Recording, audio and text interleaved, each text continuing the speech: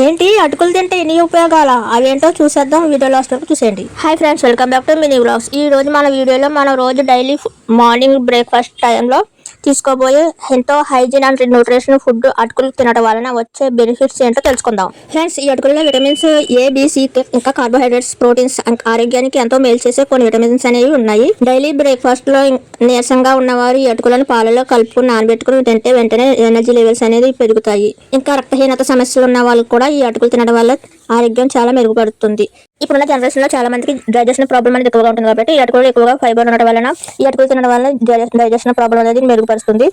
అంటే జీర్ణ వ్యవస్థ సమస్యలు కూడా ఎలాంటివి ఉన్నా కూడా నివారిస్తుంది. ఇంకా షుగర్ తో బాధపడుతున్న వారు కూడా ఈ అటుకులు తినవచ్చు, ఎందుకంటే ఇందులో షుగర్ లెవెల్స్ అనేవి కంట్రోల్లో ఉంటాయి కాబట్టి.